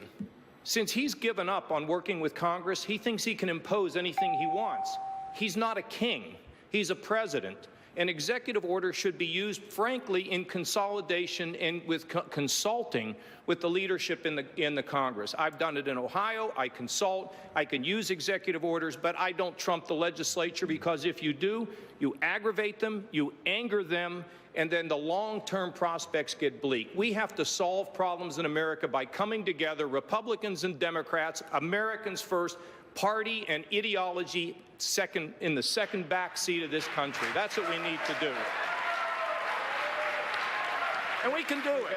And we can do it. This is an important subject. I agree with everything that's been said here about repealing unconstitutional rules and rules that are creating real burdens for investing that creates jobs. But we also ought to get back to being a 10th Amendment country as well, a country that respects the states to be able to make more decisions. And in the Bush administration, we would shift transportation dollars back to the states. I trust Kasich and Christie to build the roads and the infrastructure of their states than Washington, D.C. EPA delegated authority back to the states. Education dollars back to the states. I would like to see reform take place all across the country where there's more vouchers, more freedom. If we did that, we would shrink government's power in Washington, D.C., and we would have a much more effective government where people would begin to trust our government again, because now no one believes it works. Let me, Mary Catherine, I'll just say this to you. You must have an agenda that you are ready to move on in the first 100 days. Jeb is right. If you delay and you wait, the Washington operators will take you down. I can tell you this, in the first 100 days, I will have legislation to freeze federal regulations, have them reviewed by the Vice President, reduce state taxes on individuals, reduce taxes on corporations, have a fiscal plan to balance the budget, get the border protected, and begin to fix Social Security in the first 100 days. So anybody who's here tonight, if I get elected president, head out tomorrow and buy a seatbelt, because there's going to be so much happening in the first 100 days, it's going to make your head spin, and we're going to move America forward. I promise you, we will move us forward. He mentioned me. He mentioned me. One other thing that I think we ought to do, well, along with repealing Obamacare, we need to shift all this power of health care, which is the most egregious form of federal power that is suppressing wages and income, and allow governors to have the Medicaid plans so that they can create 21st century Medicaid insurance for people that are stuck in poverty. There's so much that could be done, but I don't trust Washington to do it. I trust the state capitals to be the place, to be the source of innovation and reform in this country. Thank you, Governor. Thank you, Governor. Martha and David, back to you. Mary Catherine, thank you. We want to turn to something the governor of New Hampshire said. Jeb mentioned me. It's time for me to go again. I didn't mention him the second time. He says he didn't mention me the second time. I thought I heard it, Jeb. No, I'm just kidding. Thank you all very much for listening and being patient with all of us tonight. Thank you. A connection here on the stage. We're going to move on to what the governor of New Hampshire said just this week, and that is that heroin overdose is now the second leading cause of death in this state. You don't need me to tell you that. But there's another number. 48% of the people here in this state know someone who has abused heroin. Josh, who covers this for WMUR, has the next question. You're all aware, candidates, that this is a major problem here in New Hampshire. It's a very deadly problem as well. Last month, New Hampshire Senators Kelly Ayotte, Republican, and Jean Shaheen, Democrat, they went down to Washington along with the police chief of the state's largest city to testify before the Judiciary Committee in D.C. Senator Cruz, you remember that committee. Your campaign schedule didn't allow you to attend this.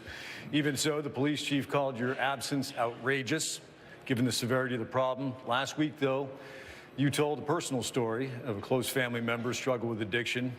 What can you say to law enforcement right now to convince them that you understand the severity of this problem and you're not just saying what people want to hear days before the primary? Well, Josh, as you noted, this is a problem that, for me, I understand firsthand. My older sister, Miriam, who was my half-sister, struggled her whole life with drug and alcohol addiction. My father and her mom divorced when she was a little girl, and she was angry her whole life. And she ended up marrying a man who'd been in and out of jail. She then became a single mom, and she herself went to jail several times, and she ended up spending some time in a crack house. I still remember my father and me driving up to get Miriam out of that crack house to try to convince her she needed to be a mom to my nephew Joey. She wasn't willing to listen. She was not willing to change the path she was on. She was angry. I had just gotten my first job coming out of law school. I took a $20,000 loan on a credit card to put my nephew Joey in Valley Forge Military Academy. He was in 6th grade at the time, to pay his way through that. And about 5-6 years ago, Miriam died of an overdose. The coroner ruled it accidental. We don't know. She went to sleep one night, had taken too many pills, and Joey walked in and found her dead. This is an absolute epidemic. We need leadership to solve it. Solving it has to occur at the state and local level with programs like AA and counseling and churches and charities, but it also has to occur securing the borders, because you've got Mexican cartels that are smuggling vast amounts of heroin into this country. We know how to secure the borders. What is missing is the political will to do it. And as president, I will secure the border. We will end this deluge of drugs that is flowing over our southern border and that is killing Americans across this country. Governor Christie, you've talked a lot about this issue here in New Hampshire, state reforms, criminal justice reforms, access to treatment. To Senator Cruz's point, let's take it a step further. Would you be willing to engage in cross-border enforcement into Mexico, the place where law enforcement here in New Hampshire has traced a lot of this supply back to? Would you engage in cross-border enforcement without the cooperation of the Mexican government? Of course I would. As a former United States attorney who spent 7 years of my life fighting this on the streets of my state, I would do that. But we need to do more, and let me tell you what we've done in New Jersey, Josh. We're working with the folks in New Hampshire in their legislature right now to show them how we're helping to solve this problem in New Jersey. Not just for this campaign. 3 years ago, I proposed a law that we signed into effect, which said that anyone who is a nonviolent, non-dealing, first-time drug offender no longer goes to prison in New Jersey. They go to mandatory inpatient drug treatment. What's happened is crime has gone down 20% in those 3 years. The prison population has gone down 10%. We've now closed the state prison, and we're turning it into a drug rehabilitation facility so people can get the tools they need. Listen, everyone out there knows this in New Hampshire. This is a disease. It's not a moral failing. It's a disease, and we need to give people the treatment they need. And let me tell you why. Because I'm pro-life. And I'm pro-life not just for the 9 months in the womb. I'm pro-life for when they get out, and it's a lot more complicated. 16-year-old heroin-addicted drug girl on the floor of the county lockup. I'm pro-life for her life. The 42-year-old lawyer who's taking OxyContin and can't get out of bed and support his family. I'm pro-life for his life. Every one of those lives is an individual gift from God. And the last thing is this. These efforts we've taken over the last 3 years, 2015 in New Jersey, for the first time in 4 years, drug overdose deaths have gone down, not up. I'll bring the same solutions to the country. Governor Christie from the floor. Thanks very much. Dave Martha, back to you. Thank you, Governor Christie. Thank you, Josh. Our partner in this debate, the independent journal Review, has collected questions from some prominent conservatives around the country. Here's a videotaped question from radio host Larry O'Connor. In 2008, we saw how motivated an electorate can be when they think their vote is making history. Let's face it, if Hillary Clinton is the nominee for the Democrats, you'll be running against the prospect of the first woman president. How will you change that narrative and motivate the electorate behind your candidacy? Well, Mr. Trump, I'm going to give that question to you, and you took it away anyway. Oh, okay, good. It looked like he was looking right at me right there. I think that I look at what's going on. I look at all of the polls. I do very, very well against Hillary Clinton. I can tell you I'm the last person that she wants to run against. And I think you can see what we've done in terms of galvanizing. I've been all over the country. Last night I was in South Carolina. We had 12,000 people. It's set up in about 4 days. We have galvanized, and we've created a movement. A lot of it has to do with, as an example, Josh's question on drugs. I'm the first one that said, build a wall, but I mean a real wall, not a toy wall like they have right now, a real wall, and you'll solve lots of problems. But we will galvanize the people of this country, and we will beat Hillary Clinton, because assuming that she runs, by the way, how she gets away with the email stuff is hard to believe. So I don't know that she's going to be running, but on the assumption she runs, I mean, look, and speaking of that, if she runs, she's running for one reason. She's going to be able to run for one reason, and that's because the Democrats are protecting her, because so many people have done so much less than her, and they were absolutely, their lives have been destroyed. But on the assumption they do protect her, I will win the election, and we will win it by a lot. We will win it handily. We cannot have another 4 years of essentially Barack Obama. Martha? Thank you very much, Mr. Trump. I'm going to go to Senator Rubio on this. How would you change that narrative? I think it's already happening.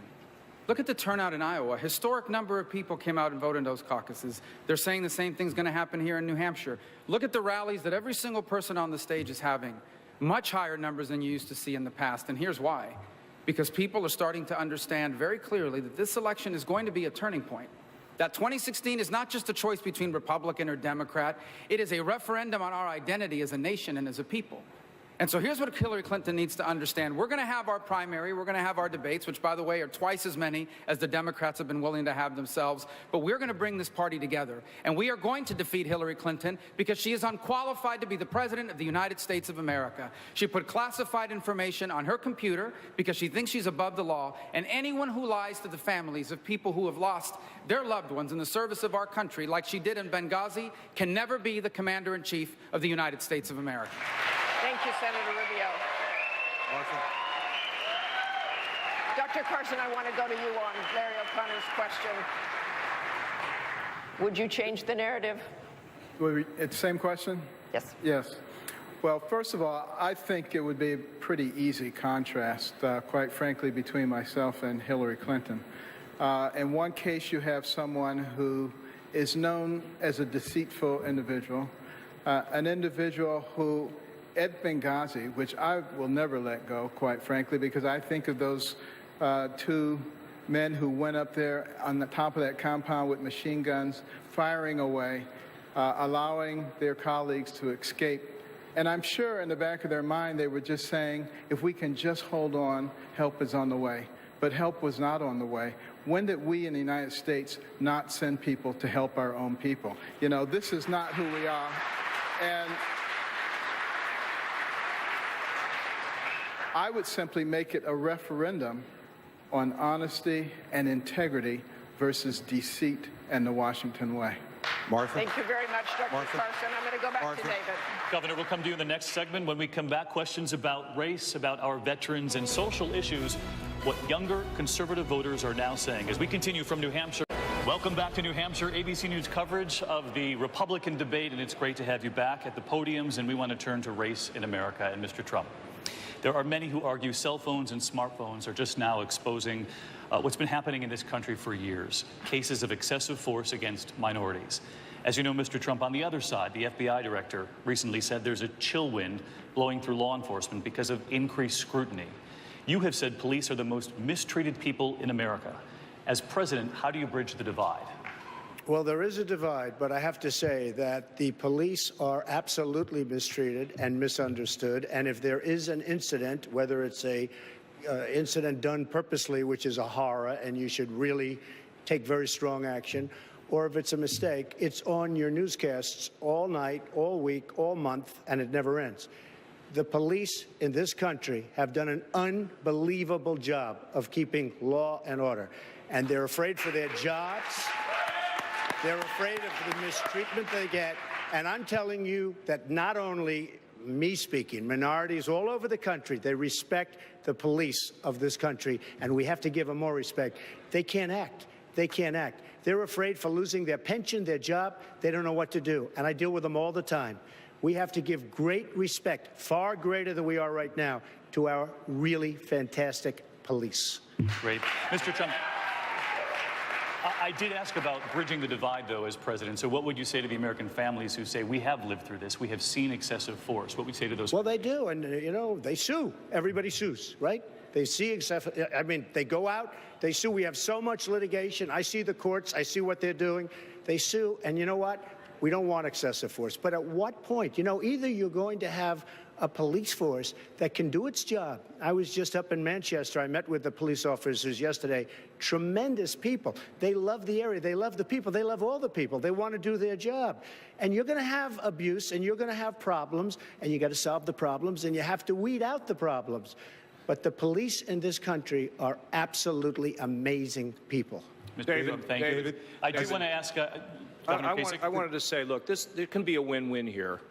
I have formed a collaborative between police and community leaders because people have to respect law enforcement. A family doesn't want dad or mom going home in a box. And for our community leaders, many of them think the system not only works, not only doesn't work for them, but it works against them. And I created a big collaborative in Ohio made up of law enforcement, community leaders, the head of my public safety, and a former Democrat, liberal State Senator Nina Turner run it. They got together, they made recommendations on recruiting, on hiring, on the use of deadly force, and what we're about to do is to bring community and police together so we can have a win-win. We need more win-wins in America, and we don't have to pick one over another or divide. We love the police, but we've got to be responsive to the people in the communities. Governor, we have to thank do all you. of it. Senator Rubio, I want to ask you next. President Obama visited a mosque this week in America for the first time in his presidency. President George W. Bush visited a mosque after September 11th. You said of President Obama, quote, he's always pitting people against each other. So I'm curious, how are the two visits different, and would you visit a mosque as president? I would, but that's not the issue. My problem with what he did is he continues to put out this fiction that there's widespread, systematic discrimination against Muslim Americans. First of all, let's recognize this. If you go to a national cemetery in this country, you will see stars of David and crosses, but you'll also see crescent moons. There are brave men and women who happen to be Muslim Americans who are serving this country in uniform and who have died in the service of this country. And we recognize that and we honor that. But by the same token, we face a very significant threat of homegrown violent extremism. We need to have strong, positive relationships in the Islamic communities in this country so they will identify and report this activity, especially mosques, for example, that are participating not just in hate speech, but in inciting violence and in taking acts against us. And I do believe it is important also to recognize, you want to talk about religious discrimination in America. Well, I don't think Barack Obama is being sued by any Islamic groups, but he is being sued by the Little Sisters of the Poor. We are facing in this country Christian groups and groups that hold traditional values who feel and in fact are being discriminated against by the laws of this country that try to force them to violate their conscience. Senator Rubio, thank you. Martha? Governor Christie, earlier this week, the World Health Organization declared the Zika virus a global emergency. The same kind of mosquitoes that carry the Zika virus in Latin America are found here in the United States, and the virus has been linked to severe birth defects. Governor Christie, at the peak of the Ebola outbreak in West Africa, you ordered an American nurse who landed at Newark Airport be detained and quarantined. As fear spread now of the Zika virus, and with the Rio Olympics just months away, is there a scenario where you would quarantine people traveling back from Brazil to prevent the spread in the United States? You bet I would.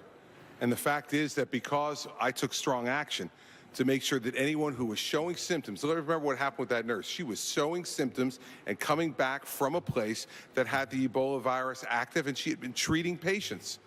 This was not just some, like, we picked her up just for the heck of it, right? We did it because she was showing symptoms. And the fact is, that's the way you should make these decisions. You make these decisions based upon the symptoms, the medicine, and the law. We quarantined her. She turned out to test negative, ultimately, after 48 hours, and we released her back to the state of Maine. But I want to add something on the issue of mosques. Now, I'm the only one up here who's got a law enforcement background and was the U.S. attorney after September 11th. I went to mosques throughout my state to build bridges between our community and law enforcement so we could get intelligence and information from these folks. I've had the experience of working with them as governor of New Jersey as well. We cannot mix the radical Islamic jihadists with everyday Muslim Americans. New Jersey has the second largest Muslim American population in America, of any state. These are good, law-abiding, hardworking people. What they need is our cooperation and our understanding. They do not need just broadsides against them because of the religious faith they practice. Governor Christie, thank you. I'm going to move to Dr. Carson and go back to the Zika virus. Is that going too far, quarantining? You're a doctor. What would you do? Well, you know, it's not a simple issue. And now, you know, we've gotten evidence that there can be active viruses in other bodily fluids like saliva and urine. So this is going to be obviously a big deal. Do we quarantine people if we have evidence that they are infected and that there is evidence that that infection can spread by something that they're doing? Yes. But, you know, just willy-nilly going out and quarantining a bunch of people because they've been to Brazil, I don't believe that that's going to work. What we really need to be thinking about is how do we get this disease under control? And this is where we need rapid response. We need a rapid response for Ebola. We need rapid response for Zika. There will be other things that will come up. And these are the kinds of things that the NIH, the CDC can be very effective in. We need to give them the appropriate support for those kinds of things. Thanks very much, Dr. Carson. I want to move on to the military. Senator Rubio, all restrictions on women in combat have been lifted as long as they qualify, positions including special operations forces like Navy SEALs. Just this week, the military leaders of the Army and Marine Corps said that they believe young women, just as young men are required to do, should sign up for selective service in case the draft is reinstated. Many of you have young daughters. Senator Rubio, should young women be required to sign up for selective service in case of a national emergency? Well, first, let me say there are already women today serving in roles that are like combat, that in fact, whose lives are in very serious danger. And so I have no problem whatsoever with people of either gender serving in combat, so long as the minimum requirements necessary to do the job are not compromised. But I support that. And obviously, if now that that is the case, I do believe that selective service should be opened up for both men and women in case a draft is ever instituted. I think the more fundamental challenge we're now facing is what's happening to the U.S. military. I've said this many times already, and I think it's important to start paying attention to this. Our Air Force is about to be the smallest it's been in 100 years. I'm sorry, in our history. Our Army is set to be smaller than it's been since the Second World War, and our Navy is about to be the smallest than it's been in 100 years. I think we need to begin to refocus on rebuilding our military, because every time we have cut our military in the history of this country, we have had to come back later and rebuild it, and it costs more, and it's a lot more chaotic and dangerous. When I'm president, we are rebuilding the U.S. military. Thank you, Senator Rubio. Governor Bush, do you believe that young women... Say it again. Do you believe young women should sign up for selective service, be required to do so? I do. And I think that we should not impose any kind of political agenda on the military. There should be, if women can meet the requirements, the minimum requirements for combat service, they ought to have the right to do it, for sure. It ought to be focused on the morale as well. We ought to make sure that we have readiness much higher than we do today. We need to eliminate the sequester, which is devastating our military. We can't be focusing on the political side of this. We need to realize that our military force is how we project our word in the world. When we are weak militarily, it doesn't matter what we say. We can talk about red lines and ISIS being the JV team and reset buttons and all this. If we don't have a strong military, then no one fears us, and they take actions that are against our national interests. Tell me what you'd say to American people out there who are sitting at home, who have daughters, Yeah. who might worry about those answers and might Why worry would that they the worry about draft it? is reinstituted. Well, the draft's not going to be reinstituted, but why, if women are Then should you just do accessing... away with it? No, I didn't say that. You asked the question not about the draft, you asked about registering. And if women are You going to be register supporting... for the draft. But if we don't it's have a draft. reinstated. I'm not suggesting we have a draft. What I'm suggesting is that we ought to have readiness being the first priority of our military, and secondly, that we make sure that the morale is high. And right now, neither one of those are acceptable because we've been gutting the military budget. We also need to reform our procurement process. We need to make sure that there are more men and women in uniform than civilians in our Defense Department. There's a lot of things that we need to do reform to bring our defense capabilities into the 21st century, and I'm the guy that could do that. That's why I have the support of generals, of admirals, of 12 Medal of Honor recipients, and many other people that know that I would be a steady commander-in-chief and rebuild our military. Martha, Thank you very much. can I be really clear on this, because I am the father of two daughters. One of them's here tonight. What my wife and I have taught our daughters right from the beginning, that their sense of self-worth, their sense of value, their sense of what they want to do with their life comes not from the outside, but comes from within. And if a young woman in this country wants to go and fight to defend her country, she'd be a part of a greater effort in this country. And so there's no reason why one young woman should be discriminated against from registering for the Selective Service. The fact is, we need to be a party and a people that makes sure that our women in this country understand anything they can dream, anything that they want to aspire to, they can do. That's the way we raise our daughters, and that's what we should aspire to as president for all the women in our country. Thank you very much, Governor Christie. Can I say We've something? just covered, wait one second, Dr. Something Carson. about the draft, just very quickly. Very quickly. 14% decrease in the number of people applying for voluntary military service. And I think part of it is because of the way that we treat our veterans. You know, we wouldn't be a free country if it wasn't for them. And we have 22 veterans per day committing suicide. So I think what we should do is have an external support system for people once they volunteer, and it should follow them throughout their career. They should follow them for 3 years or 5 years afterwards. A year before they get out, it should be working on integrating them back into society so that they quit on Friday and they start their new job. They should have health empowerment accounts that are subsidized so they can go to any medical facility and be taken care of. They can go to a VA if they want to. But if we start taking care of our veterans the right way, we won't have to ever worry about a draft again. Thank you very much for bringing up that subject, Dr. Carson, of our veterans. And for another question about our veterans, we go back to Josh McKelvin from WMUR. Josh? Thank you, Martha. None of you on stage tonight have ever worn a uniform as a member of the armed service. That's the reality of it, but as a commander-in-chief, you'll also be charged with the care of 23 million active duty service members and veterans in this country. Some have suggested privatizing the VA as a way to enhance care and increase the quality of the care and access. Others say that veterans should carry ID cards that would allow them access to any hospital or healthcare provider. Governor Bush, what specifically would you do to ensure that those who have sacrificed for us are cared for?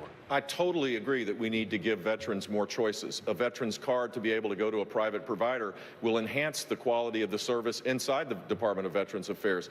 We need career civil service reform. Only 3 people were fired after waiting lists were dropped where veterans didn't get care, and people died. It is outrageous. And Hillary Clinton says that that's acceptable because she is captive of the public service unions. Career civil service reform would allow the next president to fire people that are just showing sheer incompetence. At a town hall meeting today, someone told the story of their father, who looked like he was 85. He got a bill 8 years later from an operation he had. 8 years it took. They couldn't resolve the dispute. And then he was told that he died. Literally, the Veterans Administration sent a death certificate to this guy, and it took 9 months to clarify the guy. I met him, and he's voting for me, and he is likely to be alive. This is outrageous. It is completely outrageous. So giving veterans more choices, creating centers of excellence, focusing on the true problems that exist. Dr. Carson is completely right. We need to start focusing on this earlier, before they become veterans, so that there's a customized plan so people don't fall through the cracks. We can do this, but it's going to require someone who has proven leadership skills to make it happen. Governor Kasich, do you have a favorite approach? Josh, I mean, clearly, when a veteran comes home, they should get health care anywhere they want to go. In our state, which is what we should do in the country, you know, if they drive a truck from Kabul to Kandahar in Afghanistan, we say you can drive a truck from Columbus to Cleveland and we don't have to go get a license. We're going to hand you one. And if you got expertise in the military, we're going to give you college credit or community college credit for the things that you did for our country. And in addition to that, I'll tell you one of the biggest things I think has to be done, and I would do it as president. The Pentagon has got to work with the returning soldier, sailor, along with the family, and they're the most valuable employees in the country. I call them golden employees. Everybody wants to hire a veteran, but there is a disconnect between the job openings and the veteran when the veteran comes back. The veteran is a leader, the veteran is strong, the veteran is drug-free. There should be no unemployment among veterans, and if the Pentagon will work with the veteran services agencies all across this country, Josh, we can get people jobs, and we can get them jobs quickly, get them their health care, get them their college education. Let's lift them. They're the greatest people defending the United States of America, and we need to take care of them, and we will. We will. Senator Rubio, go. Yeah. Well, my brother's a veteran. We're very proud of him in our family. He served as a Green Beret in the 7th Special Forces from 1968 through 1971. And as part of his training, he jumped out of an airplane and he lost his 2 front teeth. And for years, he's had to go to get these dental claims. And every time he goes to get one of these dental claims filled, the VA asks him, well, how do we know you lost your teeth in the Army? And he says, well, it's the only time I ever jumped out of a plane. But he's had to fight through this process, and I've watched it firsthand. That's why I'm proud that I worked in a bipartisan way. We passed the VA accountability bill that for the first time allows us to fire, allows the VA secretary to fire someone who's not doing a good job, who's a senior executive. And the governor's right. They've only fired 3 people up to now.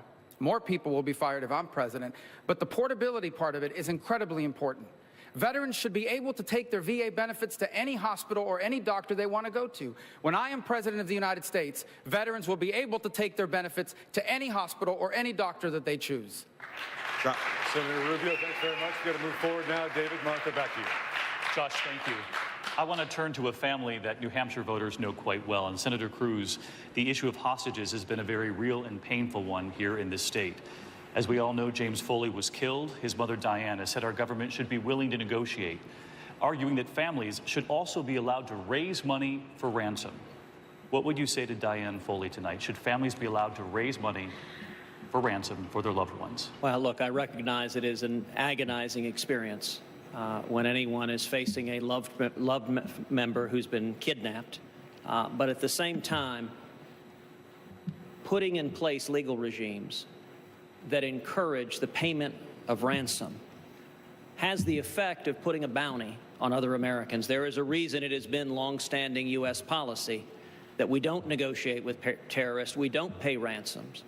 If you look at what President Obama has done over and over again, whether it was the James Bergdahl deal, which was absolutely shameful, releasing 5 senior Taliban terrorists to bring Bergdahl back, or whether it was this recent deal with Iran, where again, up to 21 terrorists or potential terrorists were released or not prosecuted in order to bring back 4 Americans. What that does is it effectively puts a bounty on American servicemen and women serving abroad, on American tourists traveling abroad. And the proper approach is a president and commander-in-chief that defends this country and that goes after the terrorists rather than showing them weakness and encouraging them to target more Americans. Senator Cruz, thank you. Mr. Trump, what would you say to Diane Foley? Should families be allowed to raise money for ransom? Well, I know Diane Foley very well. Her husband, and these are tremendous people. I spoke for them. I've raised a lot of money for the foundation. I fully understand James, that was really the first that we saw really visually so horrible. And I will tell you, though, with all of that being said, You cannot negotiate this way with terrorists. If you do, you're going to have many, many more James Foleys. James Foley was a great young man. His parents are incredible people. They've done such a good job since his death. But you just cannot negotiate that way with terrorists, or you're going to have so many other James Foleys. And just one thing on the vets. During the last debate, I raised $6 million for the vets. And I will tell you something. I will tell you that I think nobody here, nobody on the stage, gets along with the veterans groups in New Hampshire better than I do, with Al Baldessaro and all of the people that I deal with. And these are great people. The one thing that we're not mentioning, there's tremendous fraud, waste, and abuse in the Veterans Administration. And if I'm running things, that's going to disappear, and it's going to disappear quickly. Mr. Trump, thank you. We want to turn now to social issues and young voters, and for the question from Mary Catherine. Thanks, David. Senator Rubio, one of the lazier pieces of political conventional wisdom is that so-called social issues are hurting Republicans with young people. But on the two most prominent social issues, polling with millennials actually moves in different directions. On one hand, it's clear young people across the political spectrum increasingly favor same-sex marriage. However, young voters have not moved to the left on abortion. In fact, large numbers of them favor at least some modest restrictions that conservatives have supported. How do you speak to millennials on both these issues while Democrats will inevitably charge intolerance and extremism? Well, first of all, I don't believe that believing in traditional marriage the way I do makes you a bigot or a hater. It means that you believe that this institution that's been around for millennia is an important cornerstone of our society. I respect people that believe differently, but I believe deeply that marriage should be between one man and one woman. On the issue of life, to me, the issue of life is not a political issue. It's a human rights issue, and it's a difficult issue because it puts in conflict two competing rights. On the one hand is the right of a woman to choose what to do with her body, which is a real right. And on the other hand is the right of an unborn human child to live. And they're in conflict. And as a policymaker, I must choose which one of these two sides takes precedence. And I've chosen to err on the side of life. Here's what I find outrageous. There has been 5 Democratic debates. The media has not asked them a single question on abortion. And on abortion, the Democrats are extremists. Why doesn't the media ask Hillary Clinton why she believes that all abortion should be legal, even on the due date of that unborn child? Why don't they ask Hillary Clinton why she believes that partial birth abortion, which is a gruesome procedure that has been outlawed in this country, she thinks that's a fundamental right? They are the extremists when it comes to the issue of abortion, and I can't wait to expose them in a general election.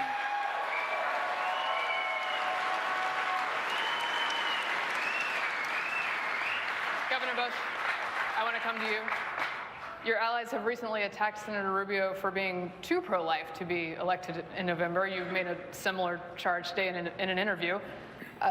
This is a pro-life party. Do you stand behind that criticism? Look, I'm pro-life. In fact, on this stage, I'm the most pro-life person because I've acted on it for 8 years as governor of the state of Florida, where we abolished partial birth abortion, where parents have the right to be notified when their teenage child is having an abortion. We were the first state to do a Choose Life license plate to raise money for adoption. We were the first state to have state monies go to crisis pregnancy centers, which recently was just increased to $4 million a year. We created greater regulation on abortion clinics where there were horrific procedures. So I'm pro-life, but I believe there should be exceptions. Rape, incest, and when the life of the mother is in danger. And so that belief and my consistency on this makes me, I think, poised to be in the right place, the sweet spot for a Republican nominee. And others may have a different view, and I respect it. But I think we have to be cognizant of the fact there's a lot of people that are concerned about having a pro-life position without any exceptions. If I may respond, I do support an exception for the life of the mother because I'm pro-life. I just believe deeply that all human life is worthy of the protection of our laws. If I'm president and there's a bill that's passed that saves lives but it has exceptions, I'll sign it. But I do believe deeply that all human life is worthy of the protection of our laws. I've already said, for me, the issue of life is not a political issue. And I want to be frank. I would rather lose an election than be wrong on the issue of life. Governor Christie, you too have talked about Senator Rubio's position on the life issue. Some conservative activists have called this line of attack harmful to the pro-life cause. Well, I've been pretty helpful to the pro-life cause in one of the most pro-choice states in the union. I stood up for the first time, and now for the last 6 years, we've defunded Planned Parenthood, not talked about it like they do in Washington, D.C., but for 6 years as governor, Planned Parenthood does not receive that funding from the state budget anymore. Over $50 million worth of money that's been saved now that is not going to do exactly what Hillary Clinton wants to have done, as advocated for. She believes that that organization, which engages in the systematic murder of children in the womb, in order to maximize the value of their body parts for sale on the open market, is an acceptable position. Let me tell you something. I don't care whether you're a millennial or whether you're in your 90s. No one is for that type of activity unless you are the most radical type of extremist on this issue, like Senator Clinton and her party is on this issue. And I'll say one other thing. The fact is that I believe that if a woman has been raped, that is a birth and a pregnancy that she should be able to terminate. If she is the victim of incest, this is not a woman's choice. This is a woman being violated. And the fact is that we have always believed, as has Ronald Reagan, that we have self-defense for women who have been raped and impregnated because of it, or the subject of incest and been impregnated for it. That woman should not have to deliver that child if they believe that violation is now an act of self-defense by terminating that pregnancy. Thank you all. Back to you, David and Martha.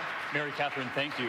We're going to have closing statements here in just a moment, but before we go, a quick lightning round. Come November, 2 battleground states, but they face off tomorrow in the Super Bowl. Governor Kasich, who wins? Carolina's going to win that one. I hate to say it, but they're going to win that one. Governor Bush? Peyton Manning's supporting me, and I'm for Denver. Senator Rubio? Well, I was going for Peyton Manning, but now I'm rooting for Carolina. Call Cam. Mr. Trump? Carolina. With an eye to February 20th, Carolina. All right, Dr. Carson? With 100% certainty, I will predict the winner. It will be either Denver or Carolina. Yeah. Governor Christie, the last word. Denver. Denver. Thanks so much, gentlemen. Closing statements in just a moment. Right here as the ABC News Republican debate continues from New Hampshire right after this.